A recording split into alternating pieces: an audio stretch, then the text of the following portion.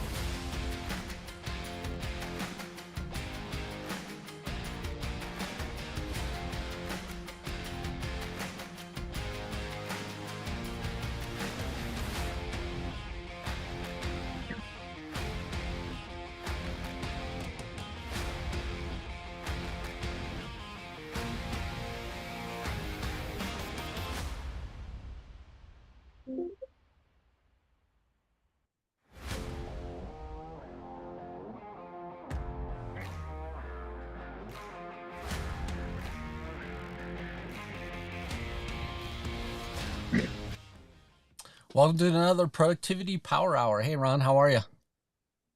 I'm great, Don. How are you? Doing good. Yeah, so I was counting them up while we were watching the countdown there. So this is number 5, I believe, on our list. So I Look at think this. us.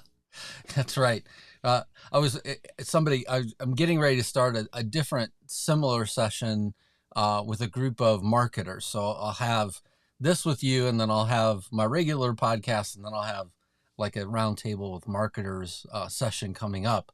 And we were one of the things that we're of course checking is like, are we going to conflict with anybody else's brand or anything like that Mhm. as we do it? And it was funny because somebody has the same exact name. They did 3 episodes in 2018. So hey, 5 is a nice milestone to cross. There you go. We made it. That's yeah.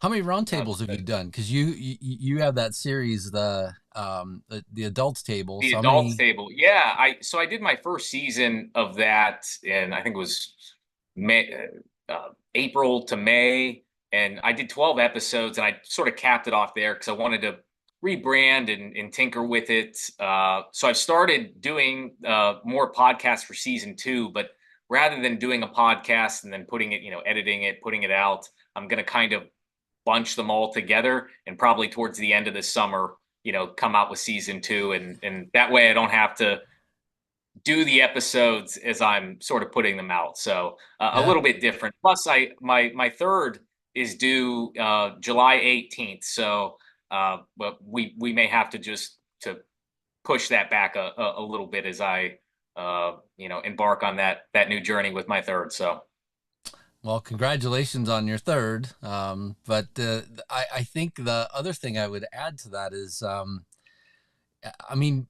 the one advantage I feel like of sort of grouping things together like that, and we could weave it into today's topic. I feel like as well is this whole idea of everybody then could like binge listen or binge watch or whatever they do with yours. So, yeah, I feel like it's a great way to do it. There are plenty of podcasts that I've binge listened to. The Serial podcast was one of them. I remember Hmm. early on with that. There's a guy that was wrongly convicted supposedly, and they were kind of like unveiling week by week everything, and I binge listened to that like right up to the where they were actually at, and then I was kind of course frustrated as the last few episodes came out to tell you where things were. But it's a great way to do it for fans of the That show. Yeah, that's how we've been kind of, I think, conditioned now with live streaming and Netflix, right? You find a series, like you watch Breaking Bad for the first time, but you're not watching it live, and like how we had to in the '90s and aughts, you had to wait for the next episode. Now, you can watch the whole thing, and usually that's how you watch one episode, you're ready for the next. Right. So yeah, a little bit different. So it'll take a little more time for season two to come out, but a little bit different experience if people want to binge. So Not a bad way to go. Yeah, mhm. so today's topic, let's talk a little bit about innovative approaches to remote work and collaboration is today's topic, and um, yeah, we'd love to hear any thoughts that you have in terms of getting us kicked off. Yeah, so you know me, I always have opinions and strong opinions, but I think remote work, to sort of make it simple for people to understand, because there's a lot of people out there that really, they don't necessarily, they may work remotely, they may not, they may be a champion, they may not, but they don't understand some of the fundamentals of it. So there's benefits to remote work that I kind of wanted to talk about. There's also challenges to remote work and how we mitigate those challenges. There's tools and techniques for remote work that people use and some people don't know about. And then there's sort of, I think, the last part, the future of remote work. So sort of prepping and understanding what things are going to look like in the future. And I guess, to kind of start off with what I think is one of the key benefits of remote work is, this flexibility. So when we talk about flexibility, we're not just talking about the employee, we're also talking about the employer. So I'll give you kind of an example. And this, I think, puts it into perspective maybe for old curmudgeons who are against remote work and things like that. So if you're an employee, obviously there's flexibility, right? If you need to take your kid to a soccer game, you need to go to a doctor's appointment, something comes up, your schedule, you can flex that time, to later in the day, earlier in the day. So it just allows the employee to be more enriched and and to be healthier and better. Uh, but there's also a benefit and flexibility from the employer. And what I mean is, if you're an employer, you require somebody to come to the office 8 to 5, right? Or Mhm. whatever it is. Right. Um, it's not appropriate to call them or text them or ask them for things, unless maybe you're an executive and you're being handsomely paid after those work hours, because you're requiring them to be there during a certain time. You're saying your job is to be here. That is what your key metric is, to be seen and to be doing something that I think is work.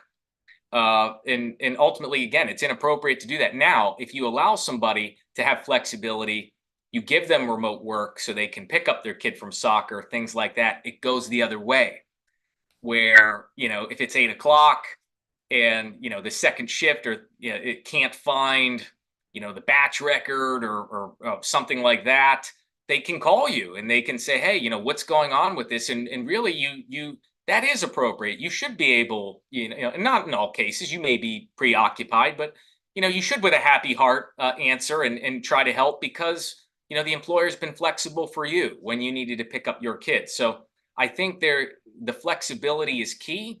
And some employers think that if they require people, especially that aren't touching the customer, aren't touching the product, to come into the office from 8 to 5, you don't also get your flexibility.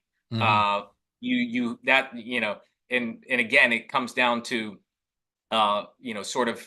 We'll get into to this later, but assessing people on deliverables instead of hey, no, you're here. I can see you sitting at the office. I can see you in the meeting. I can see you typing. I can see you, if you're not touching the customer or the product, that's not delivering. The customer doesn't care. The customer wants you to deliver whatever the company has said that it is. It's going to provide them value. And they don't care if you do that from your desk at home, if you do that on the beach, as long as you're delivering. So it's a bit of a paradigm shift. And, I think employers need to think more deeply about the flexibility going both ways before they mandate, non-touching customers and products and those people to come into the office. So that's my opening strong opinion, Don. What do you thoughts? Agree? Disagree? Yeah, I agree. I feel like so I mean, I have a bit of a different perspective because for decades I actually worked remotely, and I mean, I honestly, I mean, I felt like it was more productive than being in an office because in an office, I mean, you constantly have people pulling and pushing and, hey, you Mhm. got to go sit in this meeting and that meeting. And most of the meetings aren't productive. We've already covered that, as well in a different episode. And, just the, the use of time, to me seems like, one of the greatest things that you have as an advantage if you're physically not in an office. A disadvantage, though, on the other side is you also don't have those hallway conversations or the, passing by, hey, I have a quick question. And so instead you have people calling meetings to try and answer a particular question or what have you. And so I feel like, uh, the in terms of ways to actually think about remote work and collaboration, um, you have to think through that entire continuum. And I feel like COVID sort of forced it on the broader, level of organizations. And I like where some organizations have kind of come back to, because there's a whole pendulum that swung, one way to fully remote work, of course, during COVID, if you were in an office. However, what I'm seeing now is like smart teams and smart organizations are out there thinking about how do we keep a little bit of that and still bring back a little bit of what we had with the office as well. And that balance of, if you are close to an office and needing to collaborate and things like that, they're not only thinking about the tools that you use whenever you're not in the office, but also how do you flex the schedule kind of back and forth and make sure that people synchronize these times when they do go to the office. And so I feel like, that balance helps, kind of this, here now and maybe out of the office later, kind of thinking. But I also see people using things like virtual whiteboards, using brainstorming tools like Miro and Yeah, others, Miro. where they're sort of, placing post-it notes to, like sort of, talk about different topics or remind each other about different topics. There was a lot of conversation about, tools like Jira and Asana and Monday.com. And I feel like all of those things just, I mean, they've been around forever. I mean, there have been commercials, especially for Monday, for, I want to say like a decade now.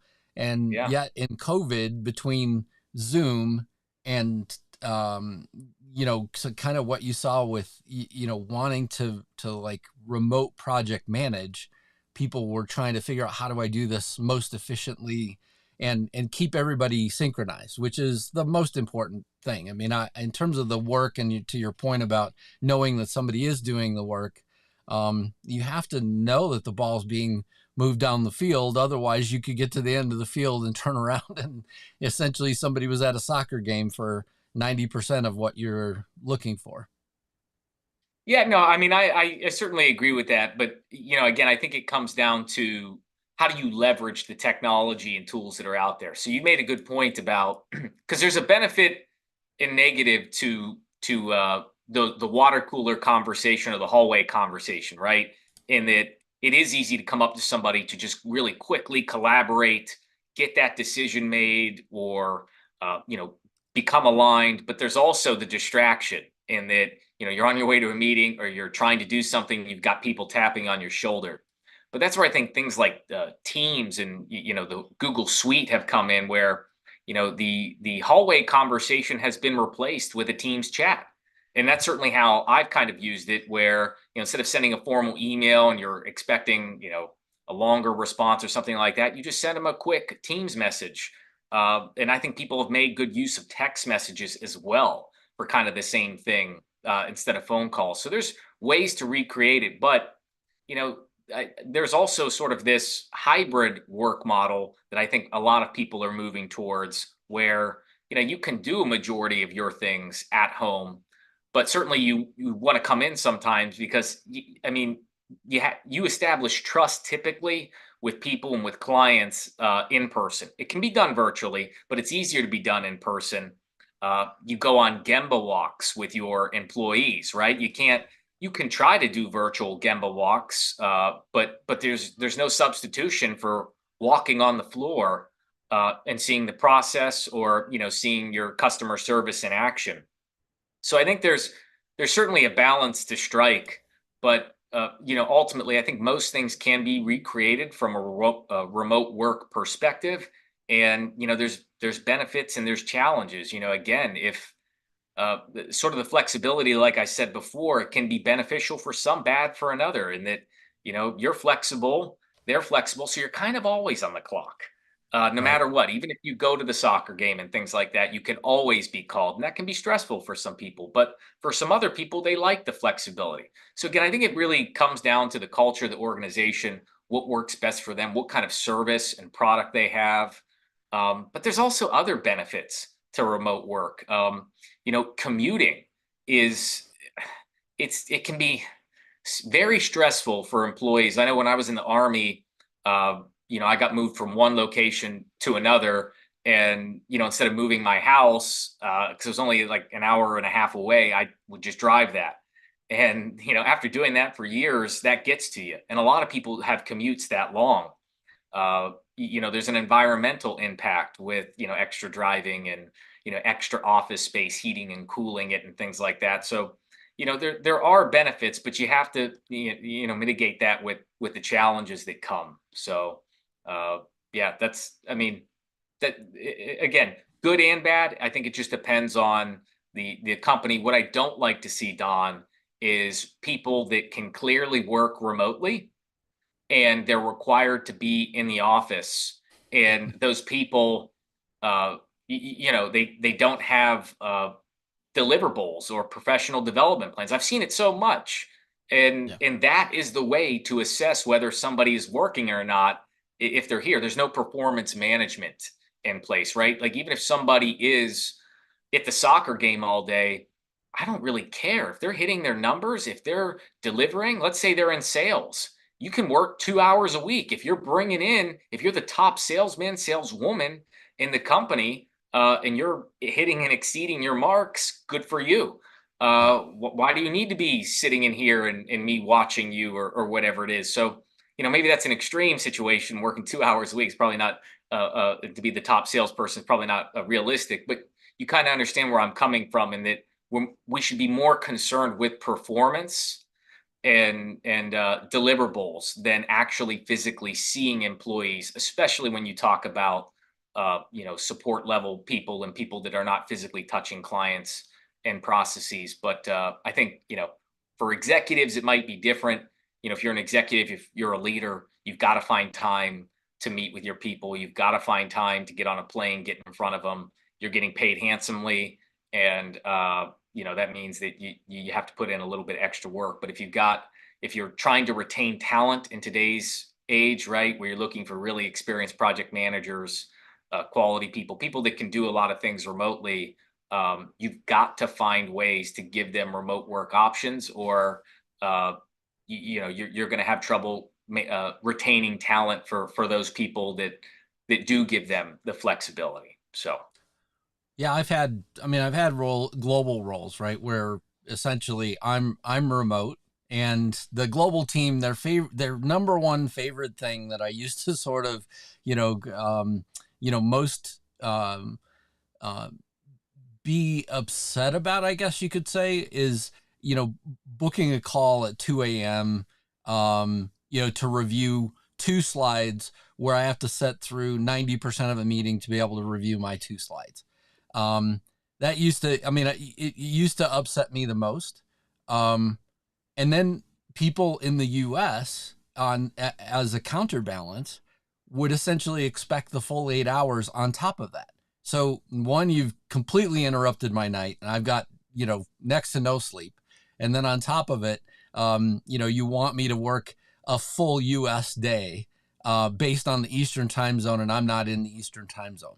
And so those sort of things, I remember having very frank conversations with my leaders about, hey, look, first of all, if you report into me, and you have to get up in the middle of the night because there's some crazy conference call, feel free to take those hours plus a little bit more out, because of the fact that, it probably took you time to get ready to go do what you needed to do, interrupting your sleep, and then you have to try and go get back to sleep. It's just not, not really conducive to living. And you have to have that, you and your leaders have to have the, sort of that, idea. The leaders then that I reported into had totally different expectations. Their expectations were 150% all the time. And they just, sort of expected that, that's what we were all doing. And it was one of those things where when I did have to go, to something, during normal working hours, I really didn't care. I mean, I was, just to put it out on the line, hey, look, I'm going to this thing, and you're getting more than enough of my time, during a normal work week. I frequently say that as a consultant now, that I'm like, look, I work 60 to 80 hour weeks routinely, including weekends. I mean, you see emails coming from me, through the weekend, where I'm trying to sort of, clean up anything that was still remaining out there, but maintaining that level of balance as well. And so I feel like, I'm able to balance an awful lot, but I've built kind of a life around this idea of an awful lot of work that goes around the clock as well. Yeah, no, I can, empathize with that. I was in a similar situation, a handful of years ago where I would work Eastern time here in the US, and, half the company was in Australia, and we would be constantly on phone calls with, countries in Asia. So I would work, it would be expected that we worked the full US day, and then I would manage, the people in the office. But then we'd have to be available for these, stand up calls at 7, 8 o'clock at night. Yeah. And then, calls with clients in Asia at, you know, midnight, 2 a.m. and Yeah. things like that. So, I think that the paradigm shifter, maybe that's not the right word, but the crux of this problem, and one of the opportunities, is that now you can seek the world for talent. So you're not just restricted to your region and people that can commute to where you are. And that's critical for, employers. It gives them, the ability to really find that right person. But Mm-hmm. that right person may be halfway around the world. They may be, in some time zone. So, it's a matter of, do you want the perfect person? And then do you want to, give them the flexibility to, kind of have a schedule that is not standard, that is remote based, or do you want to have somebody that maybe isn't the perfect person, not quite as good, but they're local, and they can come into the office? So it's, again, I think it depends on the culture of the company, what is important to them.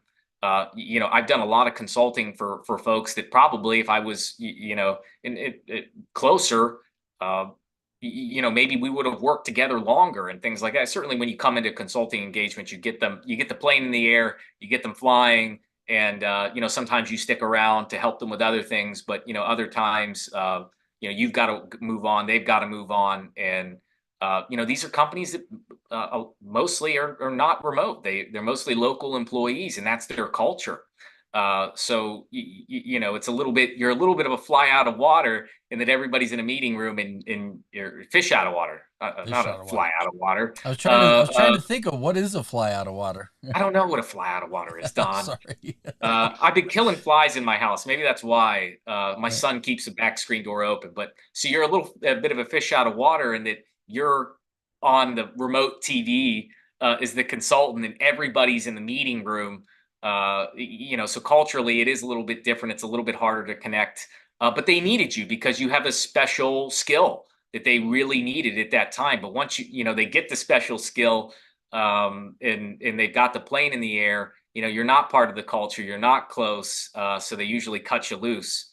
And it's just one of those things that it just depends on the employer, and what they value. Do they value uh, that in-person experience, or do they value having the perfect skill set? Yeah. So I wanted to rapid fire some of these things that that you favor and I favor as well. So team chat apps. So you talked about Microsoft Teams. I certainly am a fan of that whenever the organization is on Microsoft Teams. I'm also a huge fan of Slack. I mean, I use it with my own team. People constantly send me Slack messages, and then I think that most of the people outside of the U.S. also use WhatsApp an awful lot. The one thing that with WhatsApp and me is that I feel like every single time somebody messages me on that platform, I miss it for an extended period of I do the time. same And thing with WhatsApp. I don't know what it is about me, and I thought I was the only person in the world, because no, I'll check WhatsApp. Oh man, I don't know why my phone didn't ding. I don't know why. Like, maybe it's something in our settings. You have to go in there and do something. But I seem to always see texts. I'm on Signal now. I always see the Signal messages. But mm, WhatsApp, I'll be, I have to apologize. Sorry, I didn't see this. So yeah, I agree. I'm a big fan of Microsoft Teams. I think, I mean, Google's fine and they're sweet, but Microsoft Teams really has everything. They have all the apps in there, and you can really kind of create that collaborative environment.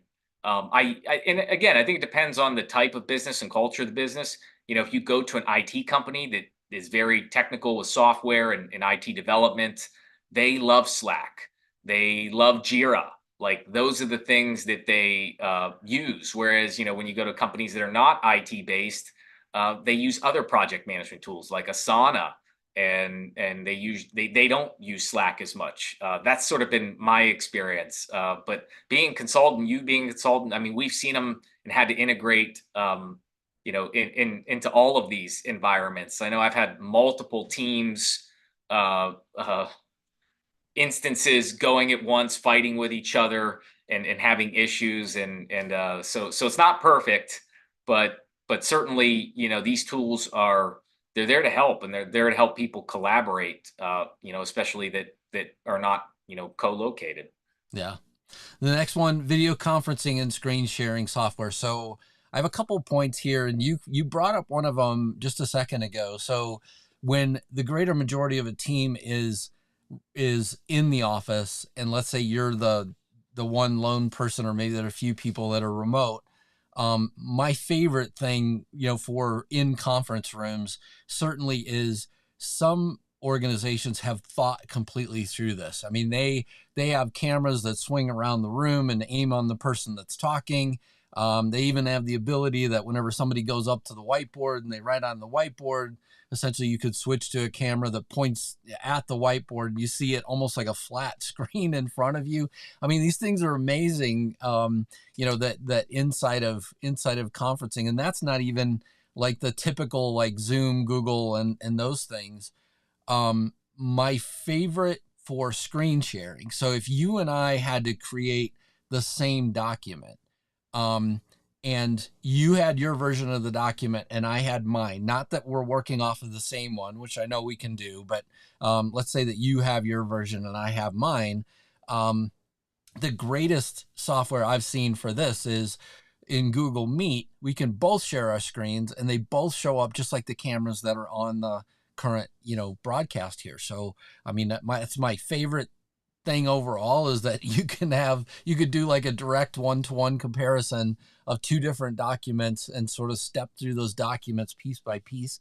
And it's, I don't know, I haven't seen it anywhere else, but I do think it's great whenever you can both screen share. Zoom, of course, forces you to share one person at a time. I don't Yeah. think I've seen where you could do two people either sharing on Teams. So I think, it's limited only to Google, but it is I feel like it's one of the greatest features of that, that software overall. And like we talked about, I'm fairly agnostic whenever it comes to these platforms. My one and only beef is that I feel like I have to own all three. So I mean, I have email, that's in the Google Suite. I also have email that's in the Microsoft suite. So it sort of, those two kind of come, the meeting capability comes as a part of those packages. But then on top of it, I feel like there's so many people that use Zoom and are used to Zoom. I try and keep it, easy on the people that I'm meeting with as well. And so oftentimes we'll make meetings Zoom meetings. So how about you? Yeah, I mean that's everybody sort of picks their team of what they like, right? They like MS Teams, or they like Zoom, or they like Google. I mean, being a consultant, I've had to deal with all environments. There's advantages to every one. I know what you're talking about with the dual screen sharing with Google. I think that's great. Again, I'm more of an MS Teams guy just because I think it's a little bit more dynamic. More people have it. It's just a little bit easier to use than Google Suites from my perspective, because I work on Excel a lot and I work on Microsoft Office, and sometimes the transferring those documents to a Google slide, or what's the Google version of Excel? What's it called? Google, Sheets. Yeah, Sheets. Google Sheets. It Google Sheets isn't as good as Excel. And especially if you have some very complicated Excel equations and things like that, some of them won't transfer over and it'll break. So, as you're people using Excel and then trying to share things, it can be a little bit distracting. But yeah, I think, going back to what you said about screen share, there's other tools out there too. You mentioned earlier Miro board. Miro board. I love that. And I love it because it's really one of the first things that I've seen that can truly recreate a workshop environment virtually, Mm-hmm. right? All the stuff of writing on the whiteboard, putting up the sticky notes, and those type of things. Everybody can be involved. You can see everybody's cursors. You can break people out into rooms. And most of all, what I like about it is I'm usually the one facilitating workshops and leading them. So at the end, when everybody leaves, I'm the one taking pictures of Right. everything and taping down the sticky notes and rolling it up, and then having to transfer all of that, or try to find an intern, or you delegate to somebody that will, transfer all of that electronically. But with Miro board, you already have it. Right. So I think it's a great, tool for a workshop. But still, at the same time, what I've noticed about virtual workshops is people usually are not good beyond 2 hours, maybe 2.5 or 3. But after that, if you're in person, it's different. There's energy and people seem to be a little bit more engaged. And then you go have lunch and you come back and you keep going at it. But virtually, 2 3 hours is usually the max I like to do, because people just start, their computers are already open. And as well as I do, at a workshop, when people's computers are open, they're not here now. They're Right. not engaged. And that's usually a rule that you come up with. But, you're using a computer, so they're going to get distracted.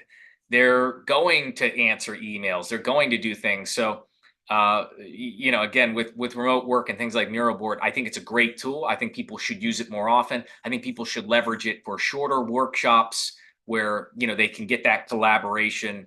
And if you need to do a whole day workshop, instead of doing the whole day in person, you can do 2 hours each day, right? And then it's not so intrusive on people's schedules. So I really like the tool Miro board. And like I said, I'm more of an advocate of MS Teams, but there's people that are very opinionated about, whether you should use Zoom or Google Suites, but Zoom seems to be the one that is easiest for most people, especially if they're a new client. You have no idea what they use or anything. A Zoom link tends to work for most people, whereas some people struggle with a Teams link or a G Suite link. So Yeah, I think I agree with you in terms of online whiteboards. I mean, one Miro, Miro is one that they have thought of. I feel like every single thing that you need as a facilitator to do it successfully. I don't necessarily agree with your 2 hour limit. And here's the reason why. So I typically, let's say that if an exercise is slotted for 10 to 15 minutes, I normally will double that and give the team that extra time to go do whatever they got to do. If you have to run to the restroom or whatever, you want to check a quick email, you want to make a quick phone call, you and your team should be able to get this done pretty efficiently in 10 to 15 minutes. Go do your bit. And whatever you do with that extra little bit of time is completely up to you. My goal is not to make the workshop extra long, but it's to sort of extend that period of time that I can keep them and keep their attention. I do expect them to be back because the next round of instructions is coming right at the top of the next marker. So if I say 30 minutes, at 30 minutes, we are starting the next round of instructions for the next group of things. And if you're not there, you're going to miss. And the only way to catch me is you listen to whatever that you caught of the instructions and then hang around while the rest of your team is going to go and get started. And then you're just going to play that level of catch up, all along the way. And people will miss, one of those rounds, sometimes two, but they normally will not miss anymore because they start to learn that this is not the way to conduct it. And they get more frustrated because it's like, okay, so I caught this bit, but I missed that bit. How do I just make sure that I do things? They go to the slot with their team and go have the discussion and fill out their section of the board. I section whiteboards out so that teams can go get work done most efficiently. And then we review stuff back as a group oftentimes to sort of catch everybody up in terms of, what's the main, point? What are we trying to get across? Miro includes timers and all that kind of stuff. I mean, so it's all right there in the one tool. And it's just, I sort of always seem to come back to that. The one, I mean, go ahead. Sure.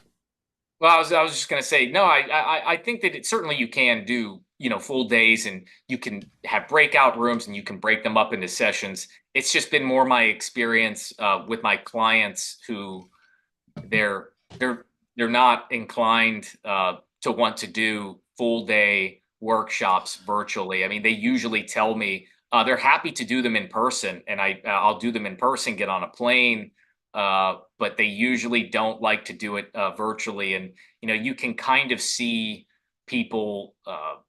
The energy level isn't quite as high as it is when you're in person as the meeting gets longer. And to be honest, I'm guilty of that too. If I'm attending a workshop and it's virtual, I'm not going to be as energized usually as it gets longer and longer. Certainly I can be energized up front. We got some things going on, but yeah, as my computer is there and I start seeing emails pop up from people that I'm working with and other things like that. Oh, just let me get this real quick and let me do this real quick. So it is possible. It just depends on what your client is willing to do and how they think that their people will respond and participate. Yeah, I completely agree with that. And like I said, I mean, this is, you find that balance of how much of a full day am I really packing into a virtual event? And the Mm-hmm. reality is you could probably do, 4 to 6 hours, but you're not going to get a full, 8 hours out of people anyway. And so Yeah. how do you balance that overall and find the right way to move forward? I do think the other very successful thing when you're trying to collaborate with teams is video recording or screen recording apps as well. I mean, I would imagine most of the people, most of the clients that I have, at some point they've gotten a Loom response from me and not an email. One of the reasons why they've asked some, very complex, question that, where I could have, sat down and written a novel email, and we've all seen them where they're pages and pages long. I hate sending those. And, I will if I have to. I mean, if there's no other way. Um, but oftentimes anymore, I will, um, if I have to send the long written email, I also will double it up with a video, because I know more often than not people are going to go to the video just because it's a shortcut to getting the gist of what's in the email. So, but Loom is my favorite tool for that. I certainly use other tools, but they're more niche, and I don't think most people would have them. So, I mean, like this, I mean, the platform that we're on here, Ecamm, would allow me to do the same exact thing. I could screen share, I could kind of flip between screens and make it a really nice presentation. YouTube video quality, maybe. um, or, yeah, I mean, what about you? Do you ever use screen recording apps? Yeah, I mean, and this probably is not the most efficient way to do it. It's just the way that I've learned, and I'm just stuck in this until I find another way. I use OBS, and I, will record myself. And with OBS, you can have a screen share as you're looking at something, and you got a little box like a YouTube quality video. So that's typically what I do. I do, usually one cut. But if I need to, slice and dice it up a little bit, I'll throw it into Adobe Premiere Pro, or the one Descript, Descript, yeah. which can help as well. And it's actually, I think, easier than Adobe Premiere Pro. But back to your point about video, a lot of people are visual learners, and especially as the younger generation start coming up in the workforce, they're consuming information via YouTube and streaming services, all these things. So they're visual learners, and sometimes it is easier just to click on a quick video. But it's also a talent that you have to have, because the video needs to be short, to the point. It needs to expound on what was written, because that's usually what I do. I'll write something, but I'm not writing the novel because I don't feel like I have to explain all of it. I can just give the facts of what it is and decision, and then the novel part that you're usually doing, you can just get done in 2 to 5 minutes of a quick video, how you explain it and how you kind of expound on it.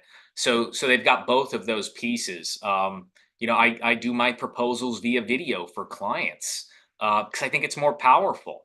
I can send them something and send them the documented proposal, and I do, but I give them a video where, hey, you can look at this at your own time, so I can put these things into perspective for you.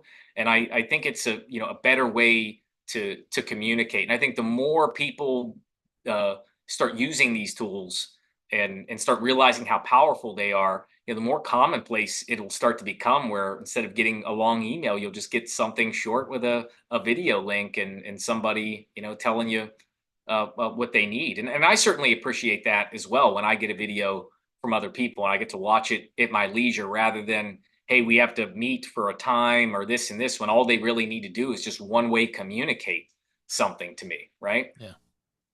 My shortcut for people, though, too, if you've never done this before, because I mean, I feel like you and I are probably more comfortable than most people are on video. And there are certainly times whenever it takes, you talked about one take, right? So, I mean, it's an important marker to have that.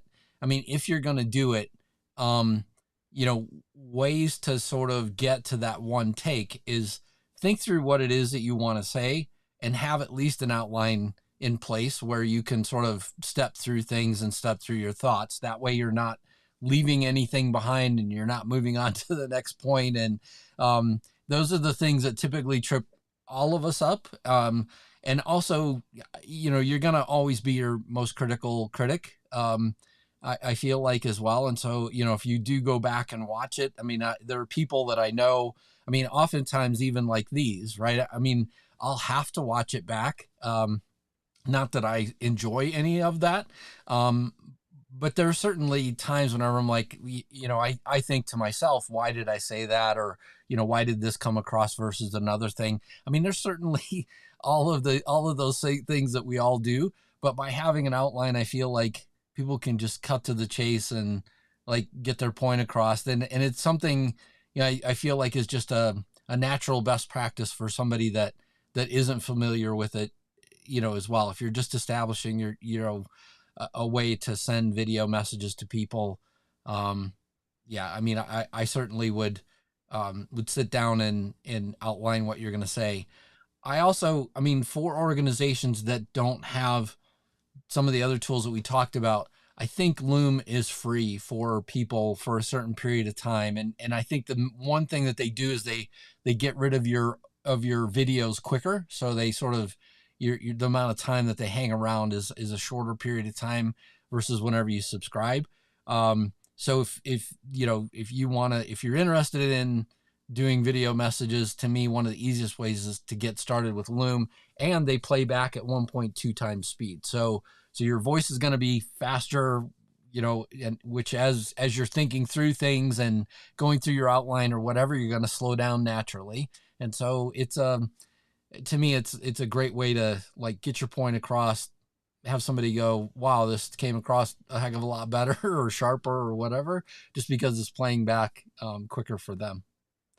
Well, that's important, right? In if you're going to video record yourself, you want it to come across well and professional. If you're going to be a remote worker and you're going to be on video a lot, you want to come off professional, and you want to come off so people can hear you. And it doesn't take much. And what I would recommend to folks that really want to get serious about remote work, you don't have to create, some Hollywood studio.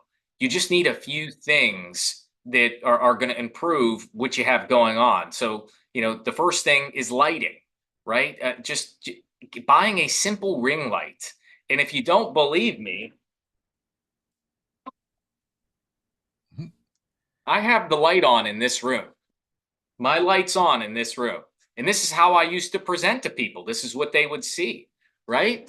And it's harder to see me when you don't have lights. Now, I might not have them at the right setting, but they're not expensive to get, and you can see me a lot better, right? And you can probably hear maybe my voice now, or maybe you can't. But it's just a simple microphone, and you're in business. Can you even hear me, Don? I can hear you. Yeah, we can hear you fine. But a simple microphone that lets you talk and sound a little bit better, you come across better. I won't do the camera and give you my computer camera because sometimes it won't, or the webcam won't come back on. But you're talking about a simple microphone, a webcam like a Logitech Brio. It's $100. A ring light that's $50 in your background. Right. You don't have to do anything crazy with it, but just professionalize it a bit. Yeah. One of the things that I see a lot of people do is they put that fake background in the Oh, right, back, right. The and, fuzz, yeah, and it green screen. creates the halo and fuzzy effect. It's really distracting, and I'm certainly not uh, poo-pooing people that do that, but it doesn't look as professional. Yeah. When you show up and you sound good, you're well lit, they can see you, and your background looks nice and professional, you're already ahead of the game. Right. And the way you're going to present is better. I've seen people that have come in interviews, and their background is like their unmade bed.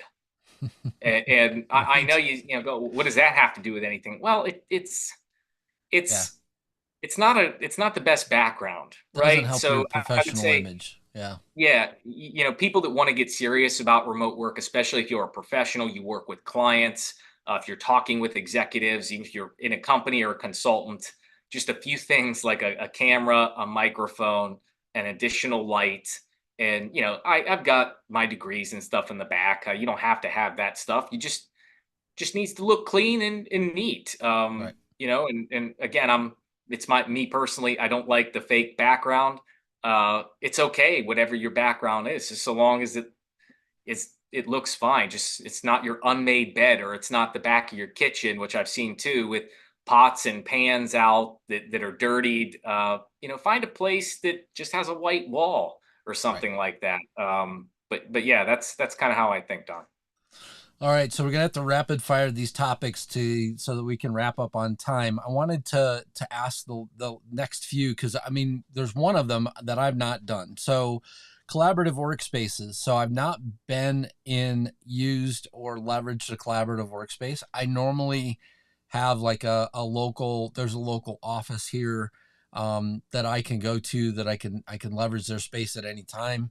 So I mean, it's not like one of the WeWork or anything like that. I take that back. I have done one team meeting inside of a collaborative workspace before, just because we didn't have a meeting room and I needed a meeting room. Um, so just curious, have you used collaborative workspaces before? You're talking about like a co-working space, right? Mm-hmm. Where you can, Yep. for a couple $100, you get a station and you can go. So I did, when I started my first business, which I still have, I just rebranded it and did a DBA. But I started my first business brokering raw materials between life sciences firms. And my office was in a co-working space in the downtown Pittsburgh, and it was called Alloy 26. And you could either get an individual seat where you just go sit down. You could get a tiny little office, or you could get a bigger office. And then they had meeting rooms, they had duck-in rooms. They had a secretary out front that would get your mail. You'd have your own mailbox. In the way I used that, I would come in like maybe half the time. I'd work remotely half the time, but if I needed to meet clients, I would have clients come meet me there, and we would have meeting rooms and things, and it was professional. Like there's water, there's snacks, there's things like that. So there's definitely a, a positive to using an environment like that if you're a displaced W-2 worker, or a remote consultant. You can recreate a little bit of the office feel. There's usually people in there. I mean, obviously people in there are going to have different businesses, but there's like-minded people in there that are professionals that are working. So there's people you can learn from and collaborate with, relationships you can make. So yeah. Yeah, I think some of them even offer like lunch and learns and things like that for, people that are wanting to maybe learn some other skill or learn something that, that kind of cuts across, different industries as well. It definitely seems like it would be interesting. It's not something that I've really, aspired to do because I feel like the industry in life sciences is so niche, right? You either need to be in like an industrial park just with other life sciences companies, um, or it's just not as beneficial, right? It's you need the maybe you need the physical space for some reason, and then that would sort of drive me in a different direction. Most of my digital marketing agency team uh, sits in other places entirely, so I mean they could be East Coast, West Coast, or in other countries. So we have people I feel like all over the place, and yeah, with me being the only one really here local, we keep talking to people that are local, which is interesting. If there were two of us, I don't know. Maybe my thinking about this changes slightly, eventually at some point because, hey, there's an advantage, maybe, once a month or whatever to see each other face to face. So, but anyway, so the collaborative workspaces seemed interesting to me. Um, AI meeting assistants. So this one is near and dear to my heart. AI note takers, I feel like are huge. They take away an awful lot of, I guess what I would call basic administrative burden, in terms of just taking generic notes for things that you're doing. And anybody that's watched me recently on LinkedIn or YouTube has heard me, sort of talk about my start of the process to migrating to a different platform. I've been on Fireflies for the last 2 years, and it's a tremendous platform. I've loved every minute of it. I've had people come back and say, "Hey, I think something came up in a meeting." and I'd love to find that thing. And all I have to do is recall roughly where the meeting was, or some detail about the meeting. And I, just like Google, I could search through all of the actual notes, all of the actual recordings, and then go back and extract the exact element out of the meeting notes. So it's out of the meeting notes. So for me, AI note takers or meeting assistants have been wonderful. But you also are trying, I believe, Copilot, because you were talking about that on one of these as well.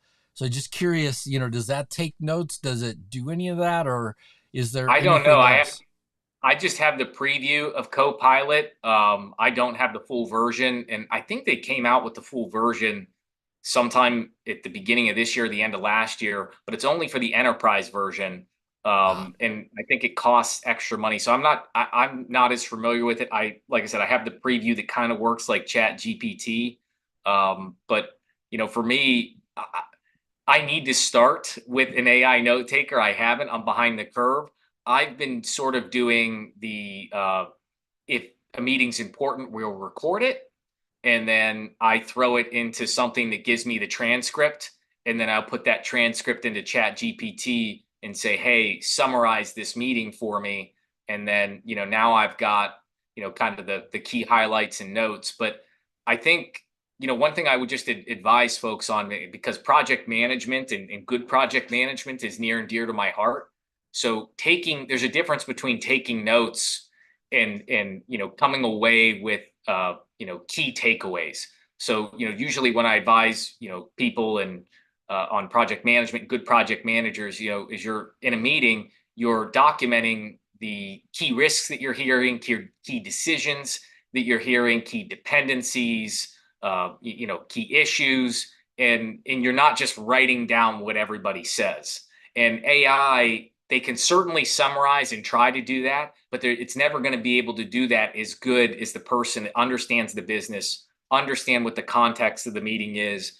But it's helpful in that you can sort of be more engaged in the meeting and not have to worry about all that. And then you'll just get a summary of it. And from there, you can actually put together the takeaways, because that's what executives need.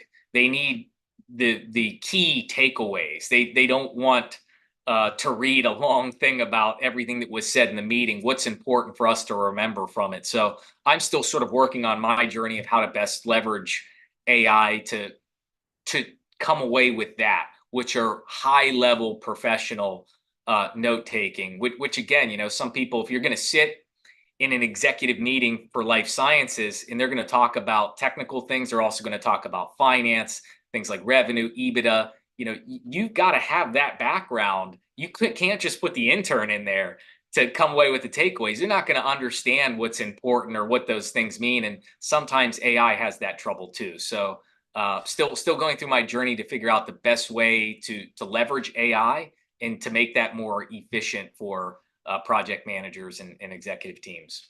yeah. So I mean, I just to go back to Fireflies for 1 second. So I'll mention two things first, and then I'll kind of go back to the point that you just made.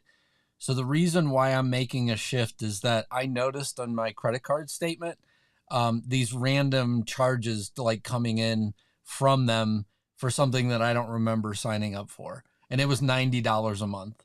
The average Ooh. cost was, I want to say, $24 a month, because I had the business plan, I believe, with them. So roughly $24 a month. And all of a sudden, every so often, I would just see this random $90. And I asked them the question. They didn't answer the question. I asked it a second time and then didn't get an answer.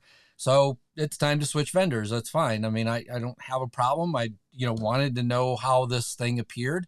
And, to me, it was up to that company to explain themselves. Why am I seeing the random charges? And I didn't see it inside of Fireflies. So you could essentially, their assistant is called Fred.